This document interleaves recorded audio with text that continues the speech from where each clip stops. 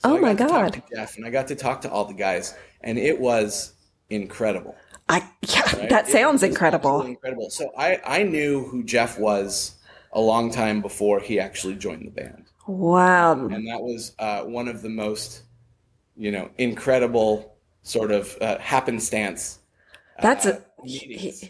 Dude, you have some of the coolest stories. I mean, no one has a journey that looks exactly the same, but in your life in general, you've had some great opportunities. Maybe it's a lot because of where you live. I mean, LA, there's a lot of things happening and a lot of opportunities, but also, you have to have that personality. You have to be able to talk with people. I mean, that's how you get in with people is the gift of gab, right? Like there's a great way. And you're good at that. And you're good at that. So that's given you a lot of opportunities. So what time frame was it? And I can't even remember the name of the show that was a big hit at the Mansion. What was that called? So 2005 till 2011 was The Girls Next Door. Yeah, The Girls Next Door. I mean, I watched it. I think everyone did. So I was featured in every episode of, pretty much, at least for a couple seconds, in every episode of season 1. Originally, the show was going to be called Hef's World. And actually, if you look up on YouTube, there is a pilot episode for Girls Next Door called Hef's World, because when they first shopped it to the networks, it was going to be about the upstairs downstairs relationship between Hef and the girls, and then the staff. Yeah. The guy who created the show, he used to come up for something called Manly Night. So the only night of the week that the girls weren't necessarily around was Monday nights, and all the guys, like old musicians and actors and directors and things like that, and they would order dinner from a menu and vote on an old movie to watch. And so because there was no girls, I didn't have to worry about what we called fraternization. So I used to play pranks on the guys, and I used to joke around with them, and it was because of that the producer of the show, Kevin, was like, yeah, that was kind of one of my ideas for the show.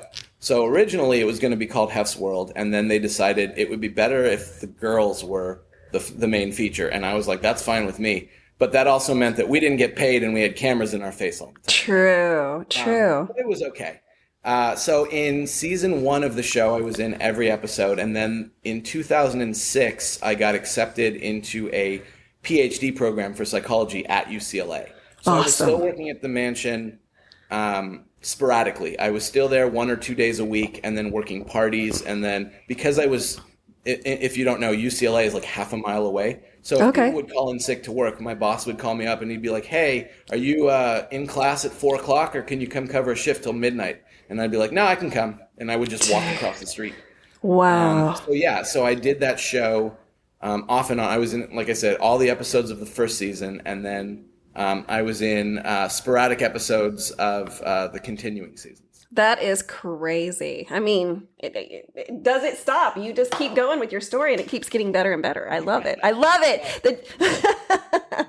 The funniest thing about that is that I had a general rule. I had an understanding with my boss who did the scheduling, not my boss like Hef, but like my boss who did the scheduling. Yeah. And the rule was, I will work Christmas, I will work New Year's, I will work Thanksgiving, I will work every holiday known to man on 2 conditions. 1, you give me Super Bowl Sunday off because that's my holy day. Yeah. And 2, you give me my Dave days. Yeah. It's I would be going to non-negotiable. Yeah. So, in 2005, my mother passed away in 2004. My father passed away in 2005. It was about a year apart. And I remember that there was a little bit of, I was a college student. Yeah. The Mansion was a great experience, but it didn't pay a lot more than the bills. Really? Huh. Yeah, it wasn't a high paying gig. Yeah. You could get people to work for peanuts just for probably for free absolutely. Right. And there were people that worked one day just to say they got fired there. It's absolutely true. I believe it.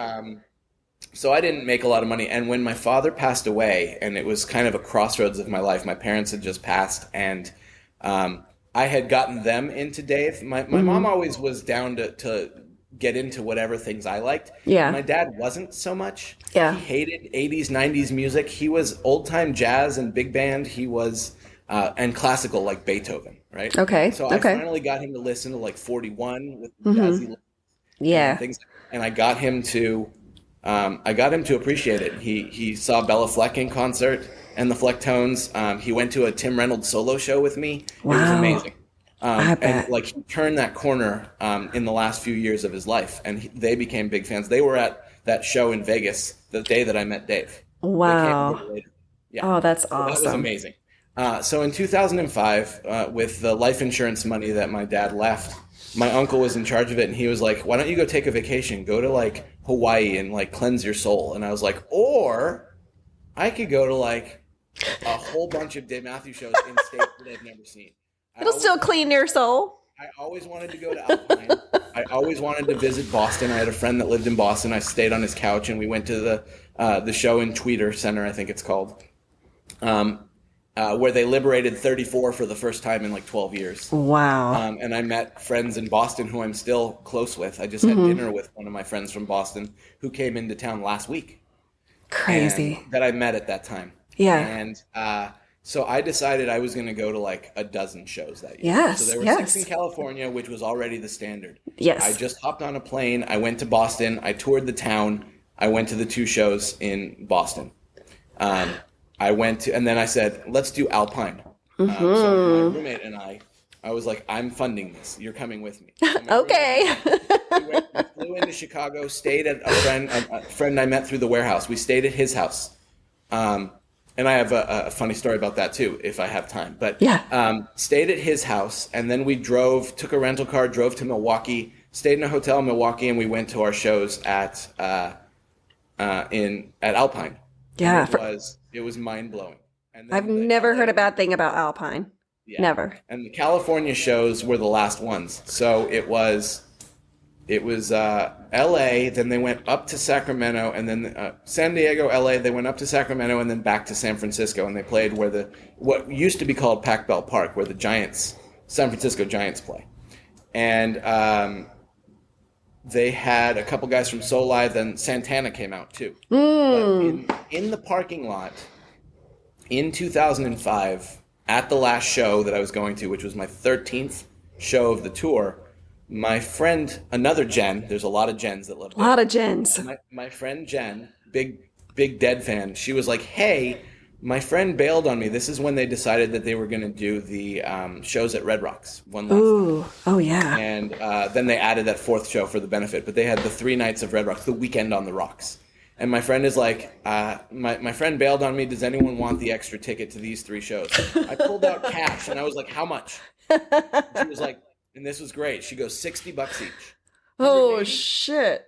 Boom. Here you go. Sold. $180 right there. And in the parking lot, she gave me 3 tickets to Red Rocks. Oh, my God. For each of the shows.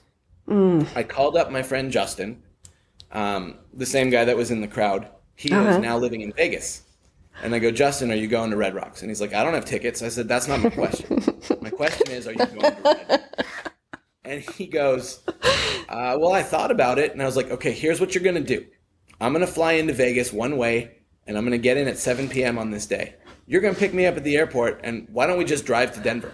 And for those that don't know, it's about a 12-hour drive. Holy shit. To Denver. Yikes. About 12 hours. So from L.A., it's about 16. Ooh. And I actually, Genji and I made that drive in 2000. We went to Mile High Stadium. Oh, my God. Wow. 16 hours a day. Yeah. We did it, and we just switched off drivers, right? So we didn't have to, like, stop or anything. Oh, that's a lot, though. So I said, all right, this is what you're going to do. So him and his girlfriend at the time picked me up at the airport at 7 p.m., and we just drove till 7 a.m., drove all night, and then crashed on his friend's couch. Yeah. And then I said, I don't know where I'm staying. I've got my tickets. You know where you're staying, but you don't have tickets. Let's figure it out. Let's figure it out. I don't know if he got tickets for the first night, but he definitely did for 2 and 3. And I had some friends that were flying in from Florida and other places, and they all had a hotel room. There's like 4, 5, 6 of them. They're like, hey, if you want to crash in our hotel room, I'll make you a bed. I'll just use the comforter and a pillow and put you on the floor. You give us $10 a night. And I was like, sold. Done. Yeah. And at this point, this was, again, 2005, so I'm 26. Right. You can sleep on the floor and get up the next day. Today, too, at 45. I won't wake up the same, but my back hurts. That's what I did. And then And then I got a one-way ticket home from Denver, and we did the 3 shows at Red Rocks, which was just incredible. I have heard. The last 3 shows, and then of course the last the week before that, the last 3 shows is I went to the Gorge, and I told Genji, I was like, the first time I went to the Gorge in 2001 was a great experience until it wasn't, because my friend was complaining. I can't have that. I need someone who is definitely on the same level as me. We flew into Seattle. We rented the car, got the camping gear, and we just had the time of our lives at the Gorge in 2005, meeting new people that we still hang out with. And then in 2006, I went back to Alpine. I went back to the Gorge. We drove from LA to the Gorge, which was 24 hours. Wow. In a van. Ooh, so, down by the river. So 2005. It's funny because a lot of people, Stand Up, which I believe came out 19 years ago today. Wow. Congratulations. Happy birthday, Stand Up. Happy birthday. Yeah, when I woke up, I saw a notification for it. And there's a lot of people that's their least favorite album. I don't like those words. Well, I know that. I know. I don't like the least favorite. I'm also that guy that doesn't have what you call a bathroom song, because there's no bad song. Fuck no. No such thing to me as a bathroom song. Not in my vocabulary. Going to all these concerts, yeah, exactly. Going to these concerts, I trained my bladder, or I would stop drinking far enough ahead that I would not have to stop and use the restroom through the show. We are twins. I have that same thought process. I'm like, okay, at a concert, you have to ride the line between hydration and dehydration. You got to drink all day, but then you cut yourself off. I probably cut myself off around 2 or 3. That way I can get through my body, and then I know I'm good to go for that concert. I mean, it was a learning process, but I got it down to a fine art now. That's right. Yeah. So no bad songs, no concert line. Try to soak in every second that you can. Mm-hmm. The only time that I've ever had to break that rule is my son, who I affectionately named Carter. Oh, of course. For obvious reasons. What? Yes, what reason? The greatest drummer that ever lived. And so when I started taking. Yeah, when I started taking him to shows, and he had a little 6-7-year-old bladder, like, then you can't help it. But of course, yeah. And like, oh, yeah. So I took once we did that. That was amazing. The last time I was at the Gorge, unfortunately, was 2008. But my girlfriend at the time said, "Oh, okay, I'll try it with you." And she's not really the outdoors camping type. She's more of the glamping type. But my friend John, who I met in Boston at those shows in 2005, he flew out to Seattle, and I said to him when we were camping, I was like, look, if my girlfriend can survive 3 days of Dave and not complain and just like be in the moment and not be like my other buddy from 2001, I was like, I'm marrying that girl. I'm going to get that ring as soon as possible. So she survived. I don't think she ever wants to go back to the Gorge because, again, 3 days is a lot for her, but she supports me. But I don't need her to be my concert buddy anymore because Carter is my son.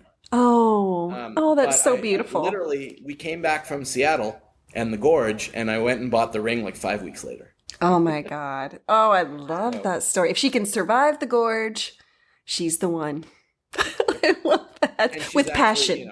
She's actually, she's happy to accompany me to the concerts, but she's also great to let the kid accompany me to concerts now. Oh, that's really sweet. I love how it's a family thing now. I mean, look how much it has evolved in all of these years. You go from being a fanatic, in high school, and it's carried you all the way through parenthood. I mean, wow. There's not a lot of music out there that can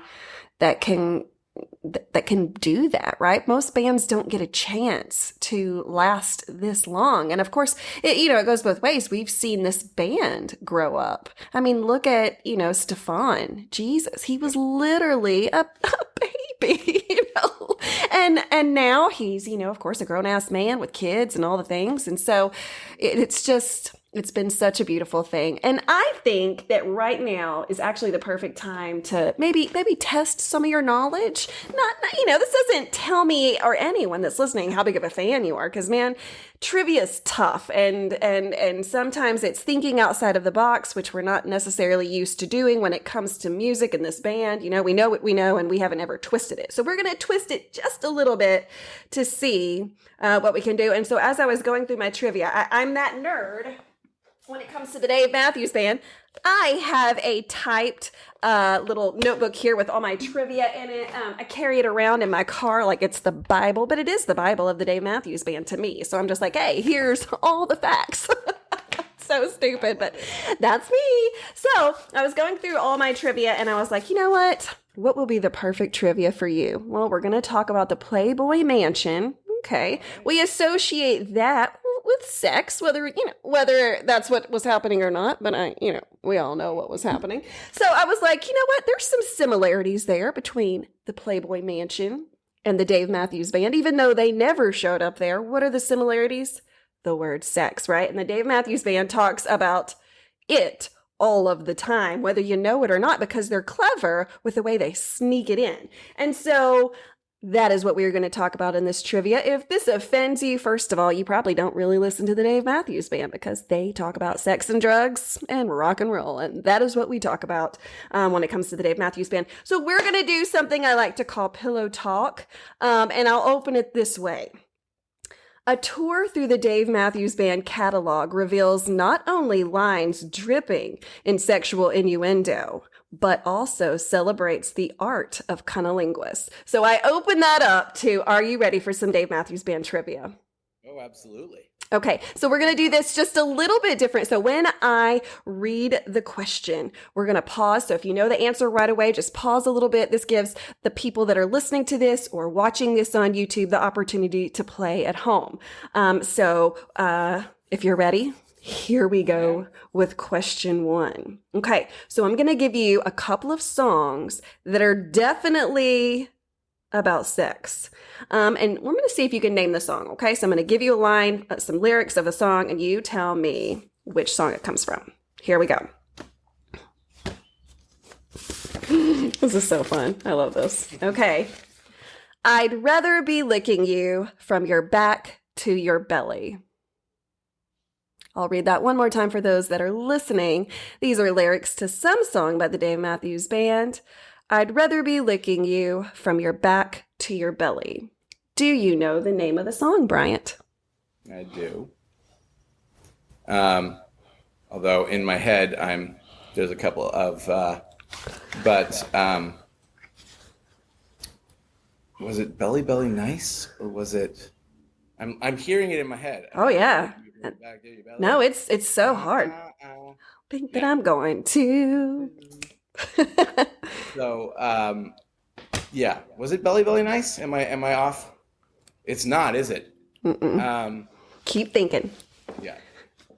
This is good. It's so much harder. I suck at this. I had somebody actually reverse the question on me the other day, and I was like, "This is my show, sir." And it's really hard when the answers aren't in front of you. Everybody get together. Gonna make love shine. Do you know? Love inside you when all the darkness falls away. Why am I drawing a blank on this? Come on. Oh, we're almost there. Come on. You're almost there. Everybody get together. Gonna make love shine. Man, hit me. Shake me like a monkey. Shake me like a monkey. Of course. You were almost there. You were like right there where they say, "Shake me like a monkey. Yeah. I'm forever yours." Yours. Okay. I don't know why I blinked on that one. That's okay. No, I know. It makes it so difficult. Okay, here we go. It's question 2.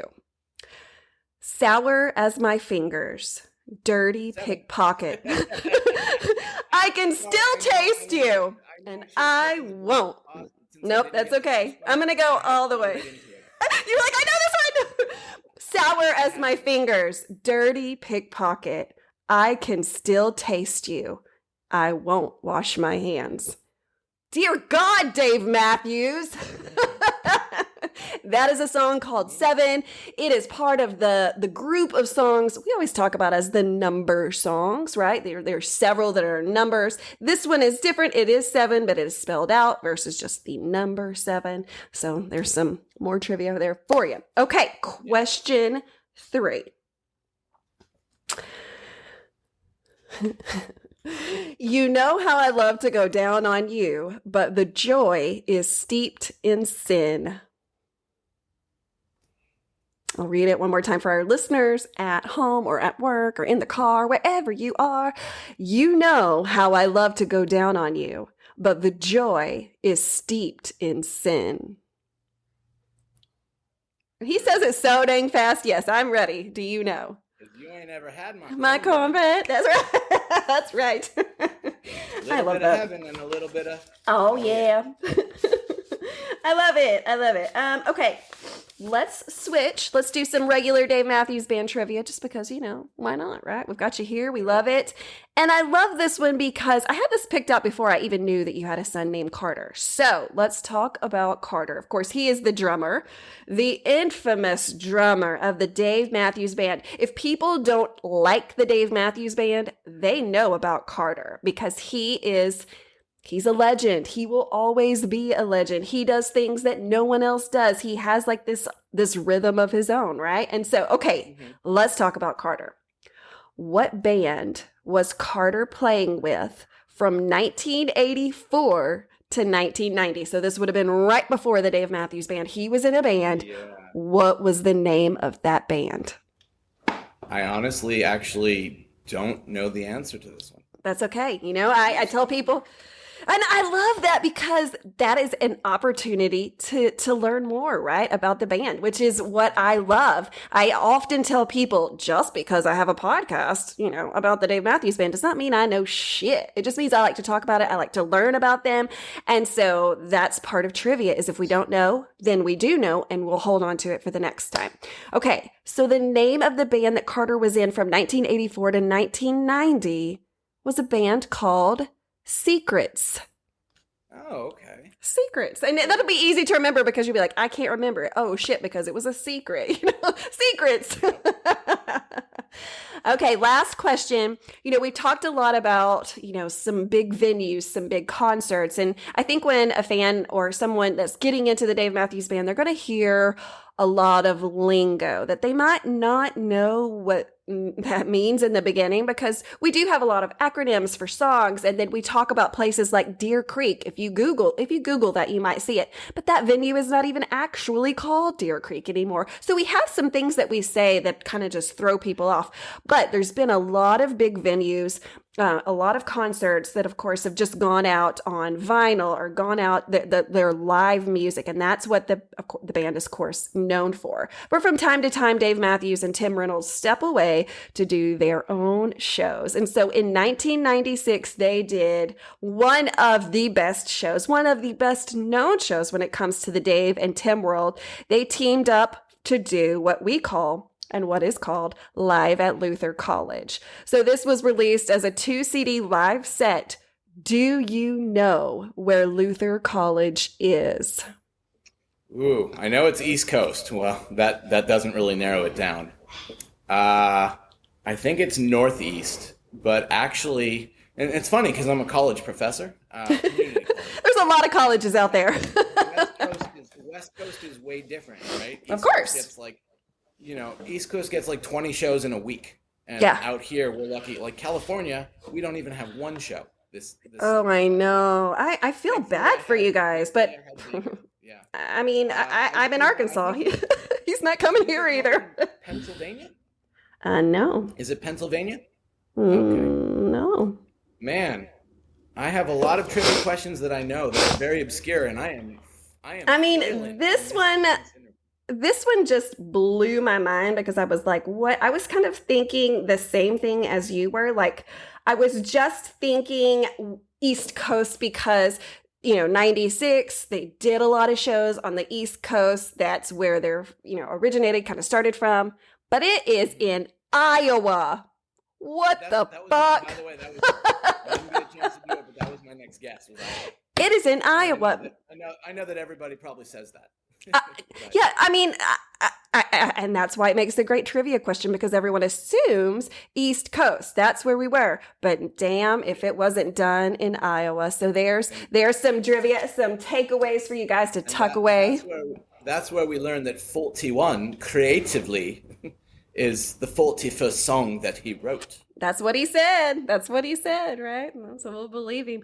Well, Bryant, I cannot thank you enough for sharing. I mean, this has been such a fun show. I have laughed. I had some tears, and I was like, uh-oh, you're about to ruin my makeup. Things are happening. Thankfully, this is a podcast, so most people don't see it, but you have made me laugh, and I love that. I love that, it's just so fun. Obviously, we have never met. We don't know it. We know each other now, but we can just get together, and this is just proof of the fan life behind this band. As strangers essentially can come together with this one common bond that they absolutely love.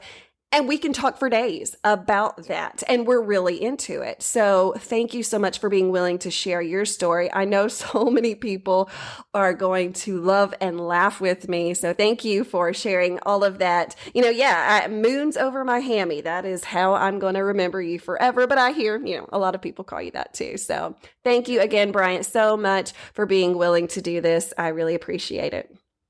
Oh, it was my pleasure.